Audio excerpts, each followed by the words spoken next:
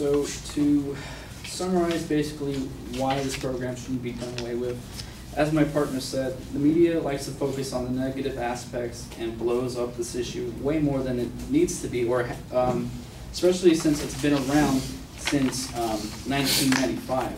If this was an issue in 1995 when it first implemented, then we would we already know about this issue. But obviously, because of the Ferguson issue and the way that the police responded, which is a procedure and policy issue rather than the equipment, this issue is getting the media attention that it is.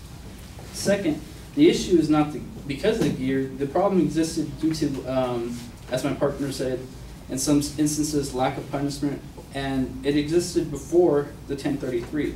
Example is the Rodney King incident. Rodney King wasn't beat because the police had M4s and body armor. He was beat for racial issues.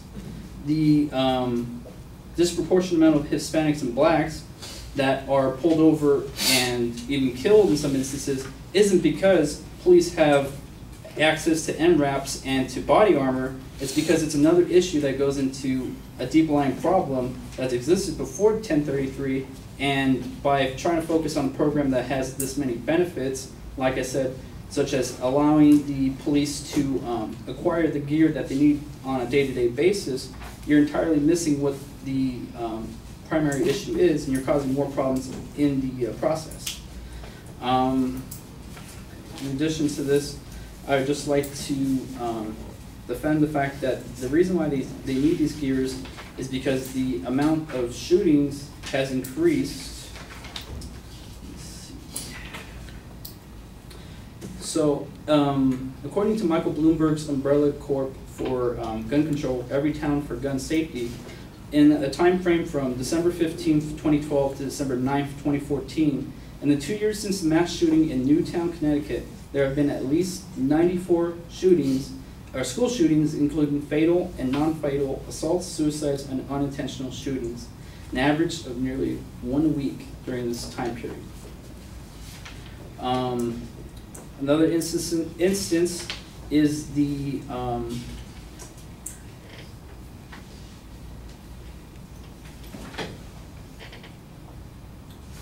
another instance would be the Boston bombing.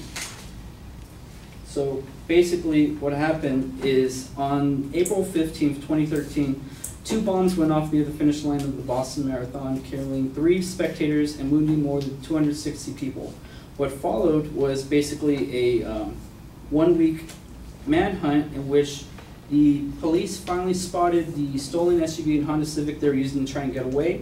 They tried to apprehend them. A gun battle broke out on Watertown Street where the Saroniffs exchanged fire with police and were hurling explosive devices at them. One officer was seriously injured by gunshots but survived. And after Tamler Tsarnaev was tackled by police, his brother, the Sorkov Tsarnaev, drove the stolen SUV straight at them, running over his brother before speeding away. He then abandoned the SUV nearby and fled on foot. Basically, these instances aren't going away. It's not a problem that happened 15 years ago and now it no longer happens.